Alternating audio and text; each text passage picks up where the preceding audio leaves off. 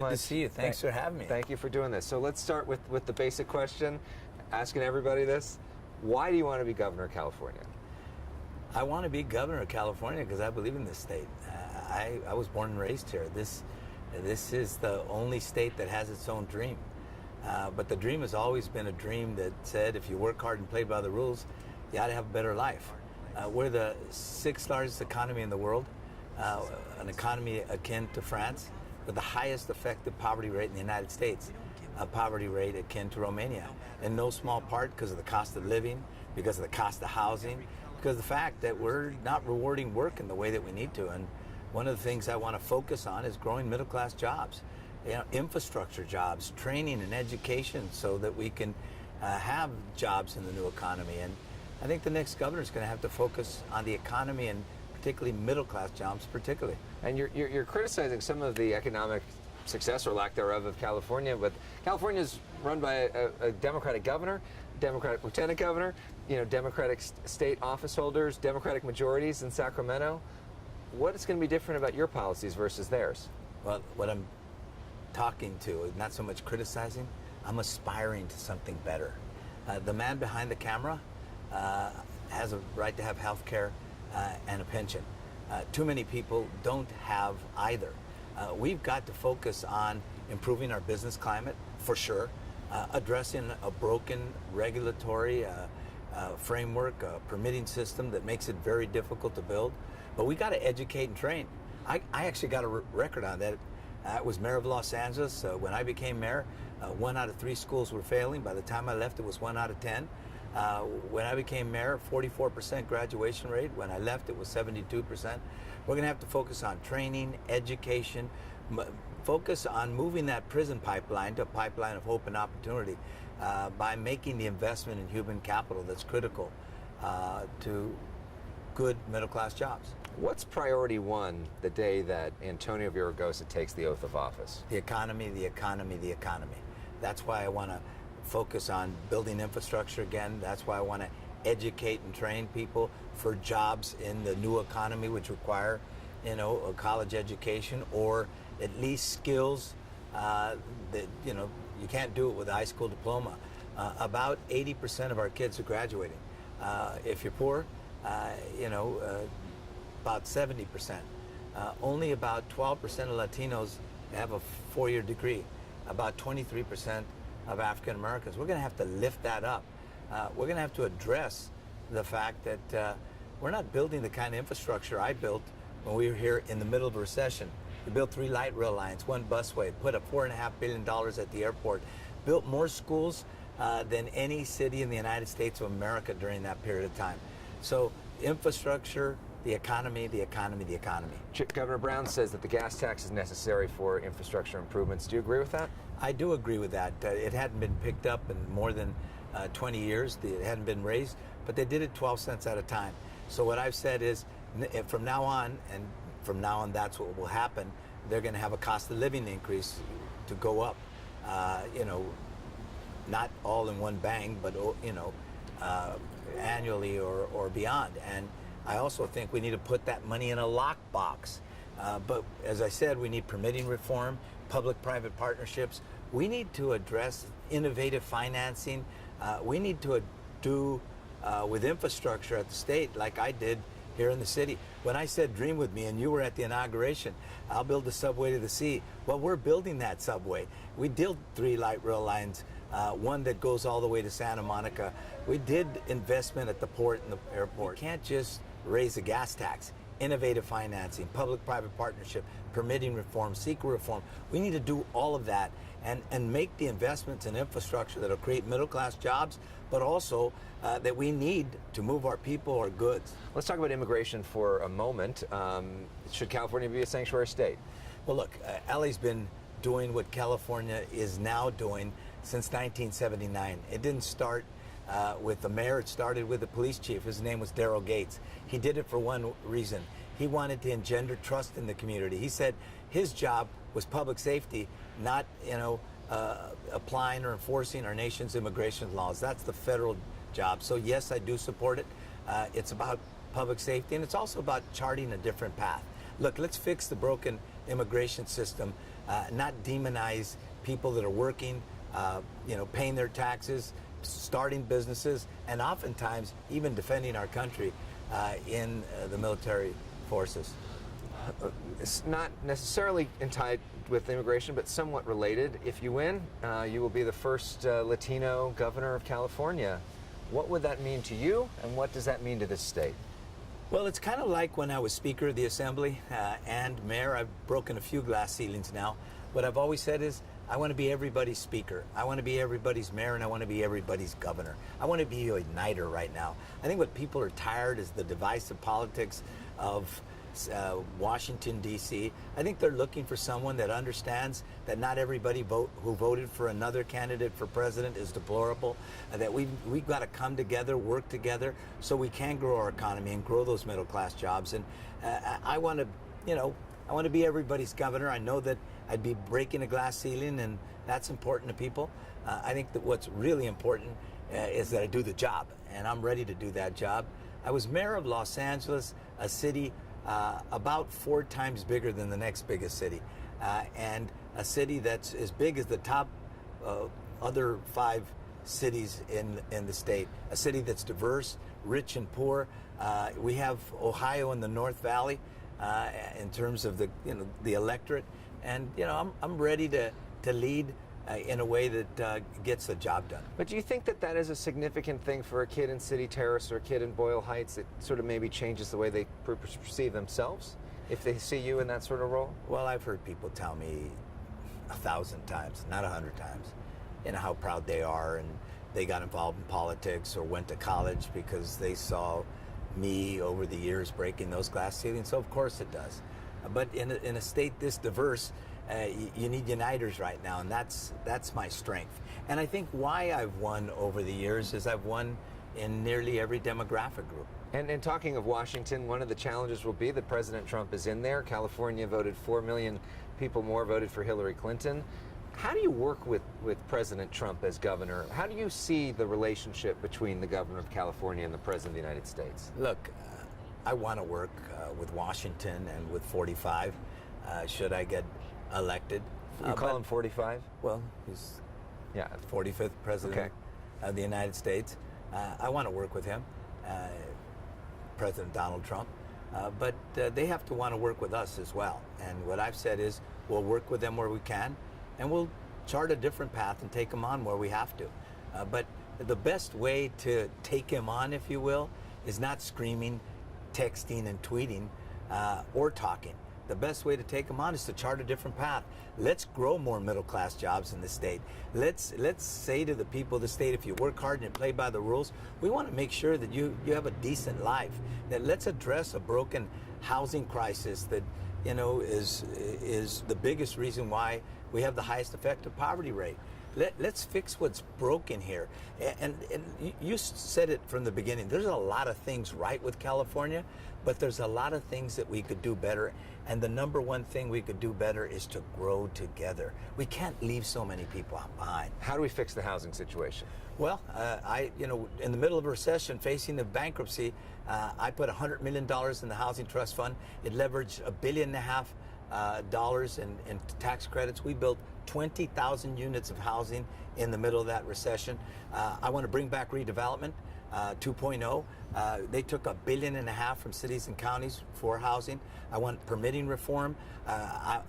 What I've said is the state will partner with cities and counties who put up their own money, who have a plan for workforce, affordable, homeless housing, transit-oriented development or density downtowns, so along transportation corridors or commercial corridors. We need more density. We need to build 3.5 million units of housing by 2025.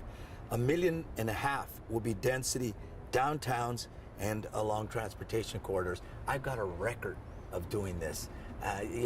What's the difference between us? I actually have a record in a really tough time. I took LA from one of the most violent big cities in America to one of the safest. 49% drop in violent crime, a 45% drop in homicides. I was focused on the job, and I want to focus on the job of governor as well. Another big issue is health care, and a big question in the state legislature, should California have a single-payer system? What do you think? Well, I support universal health care, and I support single payer. But SB 562, which is in front of us right now, is the real issue. SB 562 has nothing in it. You know, all single payer is government paid for health care. It doesn't say what's in it.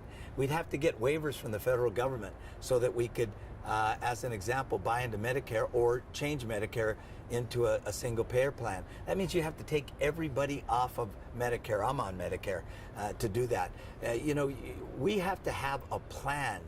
And what I've taken on is not so much single payer. I've taken on the foolhardy plan that says we're going to raise our taxes by $200 million, that we're going to spend another $200 million for the delivery of health care when our budget's only $183 million. So you would say we can't afford that bill? We can't afford that bill, and you need to have a plan.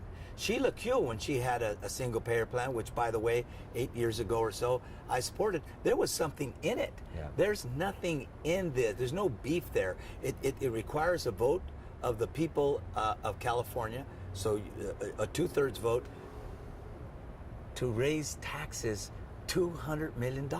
It's just not going to happen without a lot of work, without a real plan, and a lot of beef. And as I've said, pie in the sky doesn't put food on our table. I think what people want is universal health care. I intend to deliver it. I believe health care is a right, not a privilege. I think what they want is a plan to protect the 2 to 5 million people who could lose their health care as the result of Trump's proposals. Start there and go beyond. And Gavin Newsom supports the bill. What do you? I know you see him as one of your biggest competitions. What do you see as the biggest differentiator between you and your Democratic colleagues? What makes you different? Well, I think me and the rest of my colleagues, not just my Democratic colleagues, I think the biggest thing is my focus on the economy and middle class jobs. The fact that I have a record on infrastructure, on public safety, on education. A key to growing the economy is to fixing our schools. I started off at a child care center. We need to expand them. When kids come in 2 to 3 million words down, by the time they get into kindergarten, they're not ready for kindergarten. So we've got to make investments in that human capital. I think the biggest difference is a record of leadership and results, and the fact that I've been Speaker of the California State Assembly, mayor of the largest city in the state, and someone who's got a track record of getting things done. Let's talk a little bit about your background, which I think is often the more interesting part of these conversations, which is who you are. To tell us a little bit about your childhood, which was rocky at times. To say the least, rocky at times. I grew up in a home of domestic violence. My mom was a single mom for a big part of our life. She raised 4 kids pretty much on her own. She was an inspiration.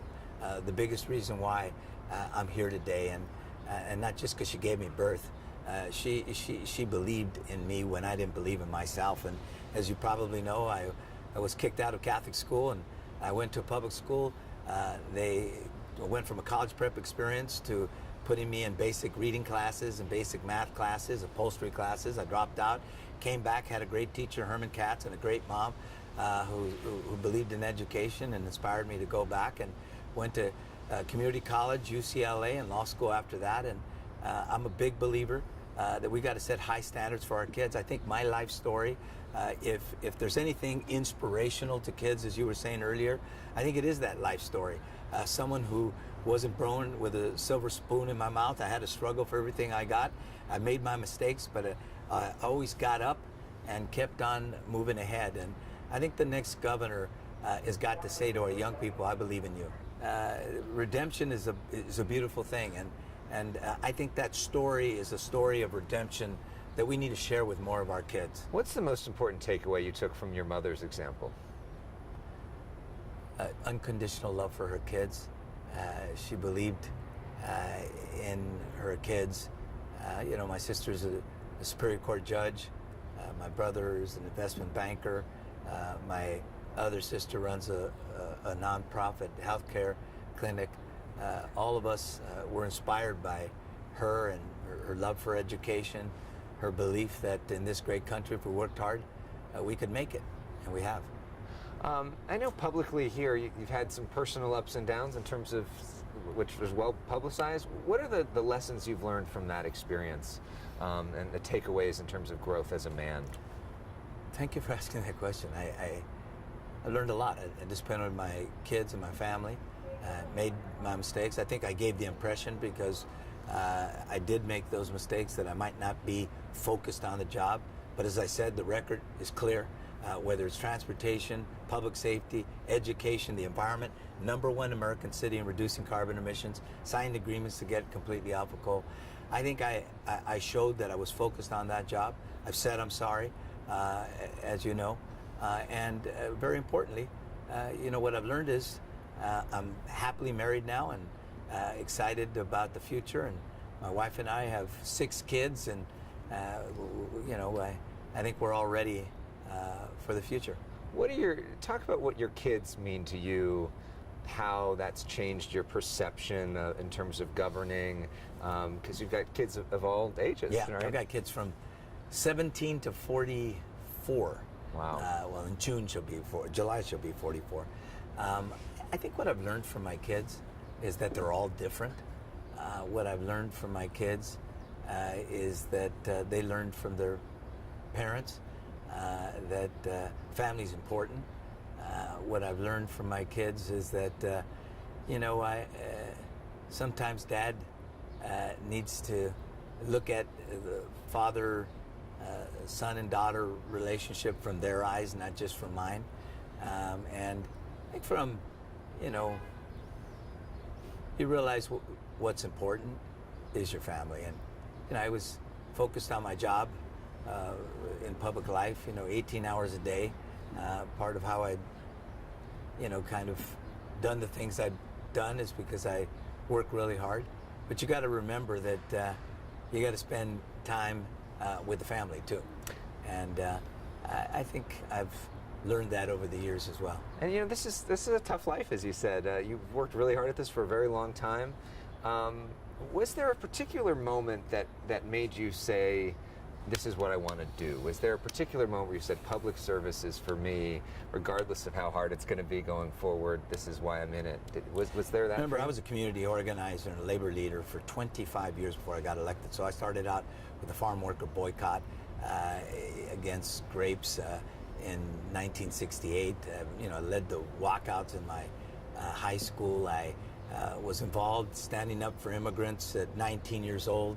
I've been involved voter registration, voter education projects for a very, very long time. And I didn't really start thinking about running for office until about probably 1984. I started helping different candidates for office. And almost from the beginning, people would tell me, why don't you run? And at the time, I wasn't interested. And I didn't run till a decade later when I ran for the state assembly. And as you know, I was majority whip, majority leader, and speaker. And when people said that I had a meteoric rise, I said, no, hold it. I've been doing this since I was 15 years old. So, I didn't really start thinking about it till 84, but wasn't interested until a decade later when I decided, yeah, I should run. And I think I've made a difference. I'm the author of Healthy Families. 750,000 kids got health care. I'm one of the co-authors of the class size initiative, reducing our class sizes, author of the largest school bond, and I've already shared some of the things we did as mayor. So I've got a record and proud of it, but I really was involved since I was a kid. And I think it was that involvement that frankly, gave me the opportunity to move through these jobs over the years, and I think do as well as we have. A couple last questions that I asked everybody. First one, is there anything nice you want to say about one of your competitors or a group of your competitors? Look, they're all decent guys. They have every right to run. John Chung has been a longtime friend. I have a great deal of respect for him. I think all of these people have a right to put their candidacy forward, as I do mine. And last question, you've been in the public eye for a long time. A lot's been said about you. A lot's been written about you. What do you think is the biggest misconception about you?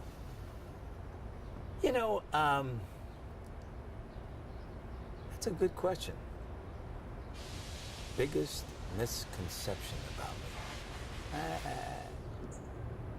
I think the biggest misconception about me is that somehow I care a whole lot about what people say.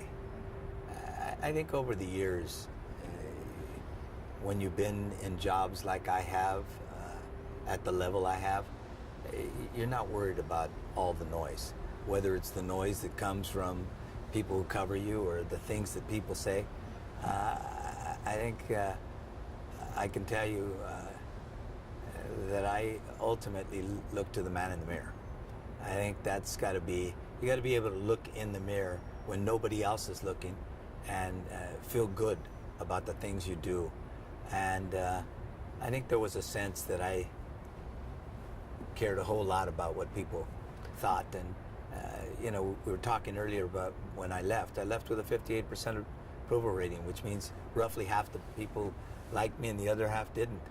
I didn't worry about that because I pointed to what we had done. And I think now, a few years later, people are saying, hey, he's done enough to give him my consideration for governor. It's interesting you say that when you look at the man in the mirror. When you look in the man in the mirror, what do you see? I see a guy who's still a believer. I see a man who's still a believer.